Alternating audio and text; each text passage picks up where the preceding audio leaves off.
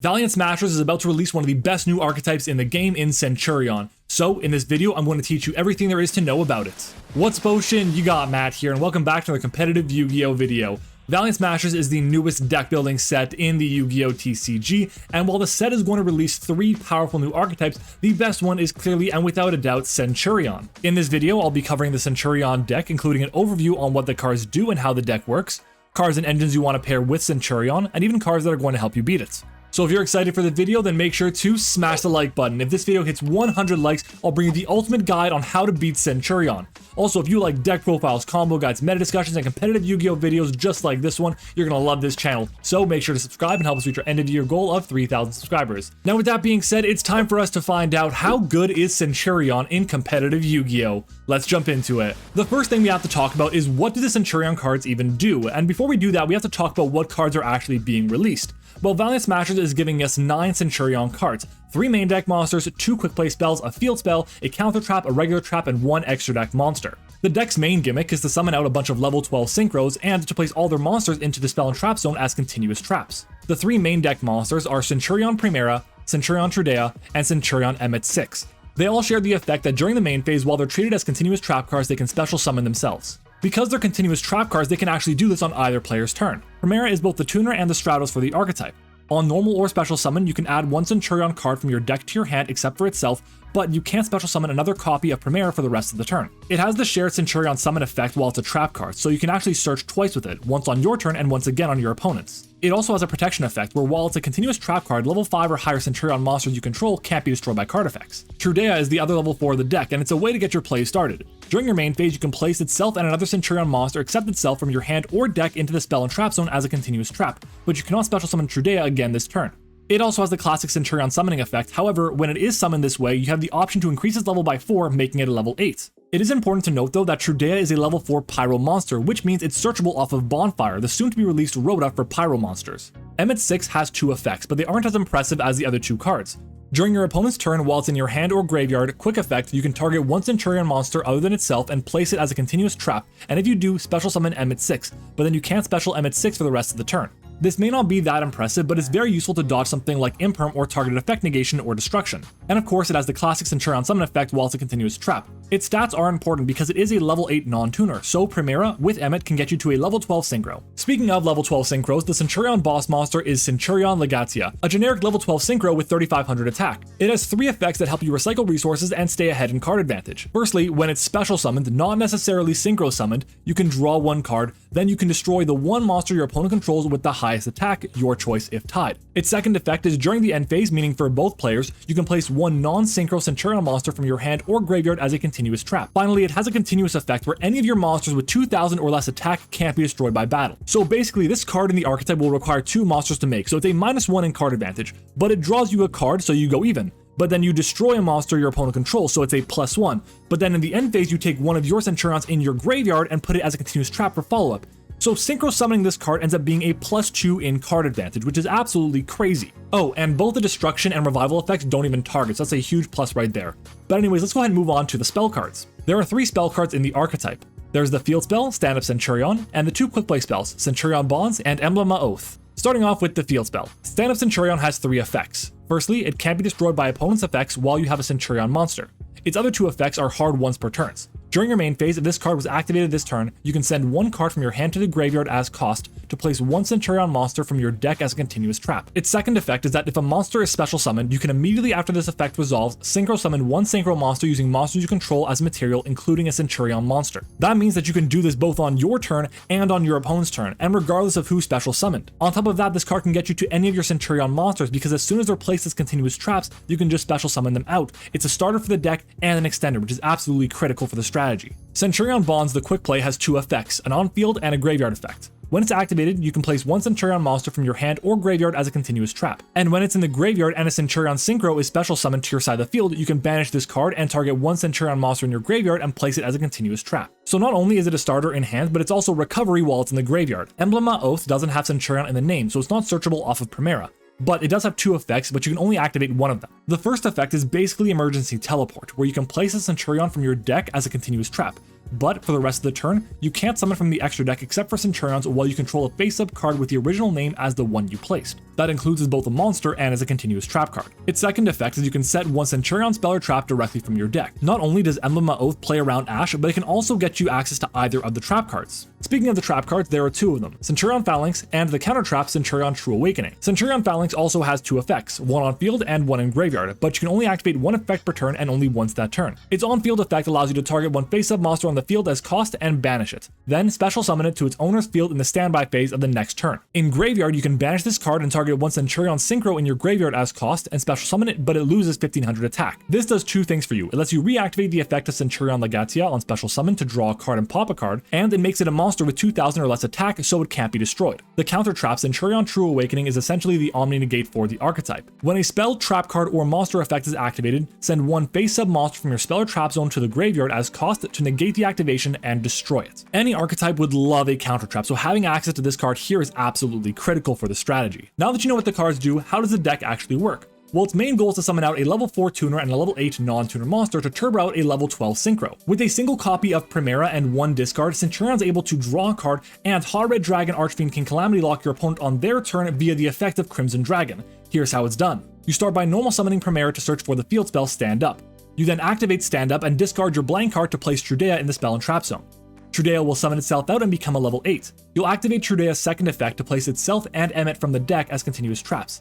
Then activate Emmet to summon itself. Then because you have a level 8 non-tuner and a level 4 tuner, you can synchro summon into Legatia and draw one card. Then you proceed to the end phase and activate Legatia to place Primera in your graveyard as a continuous trap card. On your opponent's main phase, activate Primera as Chainlink 1 and Trudea as Chainlink 2 to summon themselves out. Trigger Primera on summon to search for a Centurion card and add Bonds as Chainlink 1, and Chainlink 2 will be Stand Up to quick synchro into Crimson Dragon. You'll then activate Crimson Dragon's effect targeting Legatia to shuffle itself back into the extra deck and summon out Hot Red Dragon Archfiend King Calamity. Not only are you summoning out Hot Red Dragon Archfiend King Calamity on your opponent's turn, which is good enough as is, but you're also playing around Nibiru while doing so. When you're summoning on your turn, you're only summoning out 4 different times, and that's it. So keep that in mind. The Centurion engine is also incredibly small. It's only about 15 to 17 cards. You're going to play your 3 Primera, 3 Trudea, 1 to 2 Emmet. You're going to be playing your 3 Field Spell, your 3 Emblem. You're going to play 1 Bonds probably, and then 1 of the Counter Trap and 1 Phalanx as well. That's really it. It's 15 to 17 cards. It's not much at all. Because of how small the Centurion package is, there are other engines that you can throw into the deck to make it even better. The Horus engine is one of the best to pair with Centurion because they're free level 8 non-tuners, and they can help you access the Xyz pool too. Bestials are also quite popular for their effect to banish and interrupt your opponent, but also because a level 6 Bestial plus Primera can get you to Bestial Dispater or Baron de Flor. Or if you have Bestial Lubellion with Primera, that's a Synchro 12 right there. The Sinful Spoils or Diabellstar engine is also a great addition to this deck. You might be asking yourself what level 1 fires in this archetype. There aren't any, but you would play a copy of Jet Synchron, which opens up lines for level 9 Synchros with Emmet or Trudea, or level 7 Synchros with the Bestials. The Adventure engine has also seen some play since discarding Water Enchantress off of Stand-Up Centurion is very strong, but in my opinion, this might be the least powerful secondary engine we've talked about today. This is because you might activate the effect of a normal summon monster as part of the Centurion combo.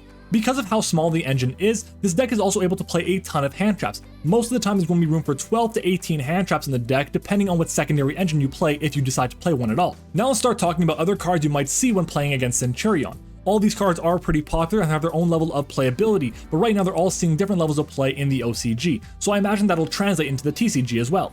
Let's start off with the level 12 synchros, and there are a ton of them, but the most important one outside of the one in the archetype is going to be Crimson Dragon. Without Crimson Dragon, the deck can't get to these powerful level 12 synchros that are just unfun for the game, so Crimson Dragon is imperative to have in the extra deck for Centurion. We've already mentioned Hot Red Dragon Archfiend King Calamity. It's super important because it can summon itself out on your opponent's turn and they just can't do anything, so it gives you basically a free win right away. While its effect to shut everything down can't be interrupted, it's not as popular right now because you can only do this once and that's it. So there's another option that's seeing a lot more play right now, and that's going to be Cosmic Blazar Dragon, which is another summon off of Crimson Dragon. This card has 3 different effects where it can either negate all summons for the turn, negate all cards or effects, or negate all battles. The only thing you need to activate this effect is to banish itself for cost until the end of the turn, which is actually a positive because it means your opponent can't Imperm or Veiler to stop this because it's a quick effect to use on either player's turn. The last level 12 synchro to talk about is going to be Red Supernova Dragon, which is essentially just a board wipe where it banishes all cards your opponent controls and it banishes itself until the end phase of your next turn.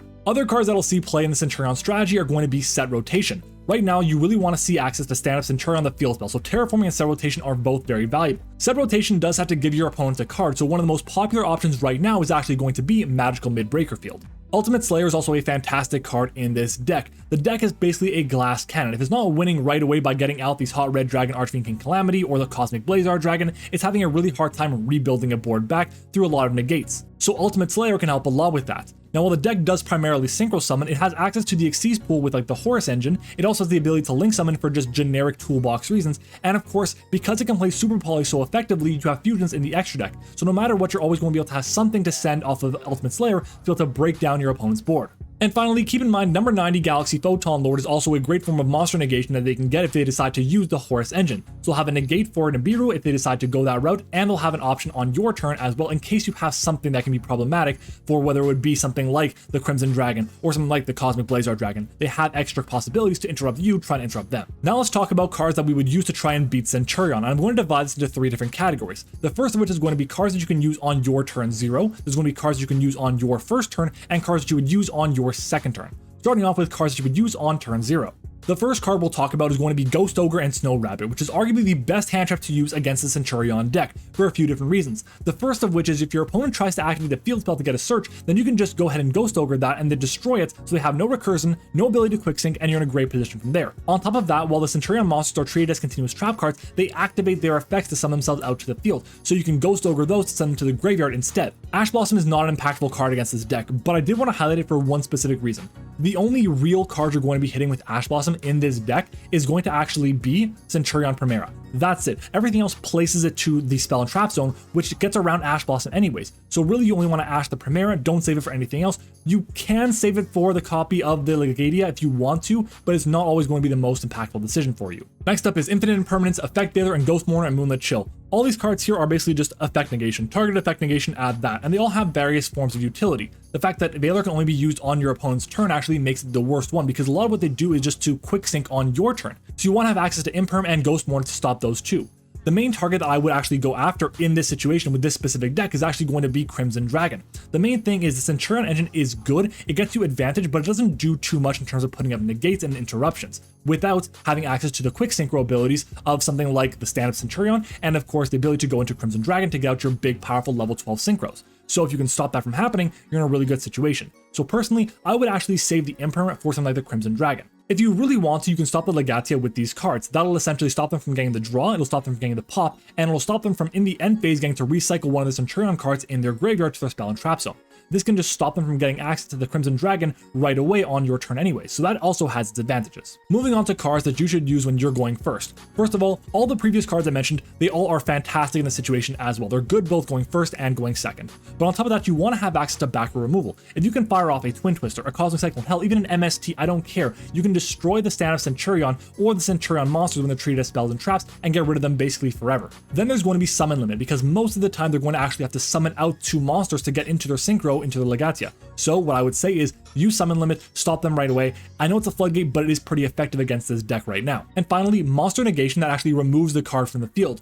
Borreload Savage Dragon is a really bad example of this because it negates the activation, but it doesn't destroy. So if you negate the Primera while it's on the field, it'll stay there and then they can just synchro with it after, which is obviously not the situation you want to be in. Moving on to cards for turn 2. It's more of the same that we've seen already, the hand traps, the quick play back removal, which are especially good right now because if your opponent tries to summon out the Centurion monsters, you can just use Twin Twister, Cosmic Cyclone to get rid of them, or if they try to quick sync with something like the stand-up, you can just go ahead and Cosmic Cyclone that away as well to stop it from resolving. So that is also really good. And I do want to mention Forbidden Chalice as well, and the reason why is because if your opponent waits for you to commit something to the board during the main phase and then summons out their Trudea and the Primera to summon out the Crimson Dragon, you can't imperm that anymore. So having access to Forbidden Chalice can be an advantage there as well, so just keep that in mind.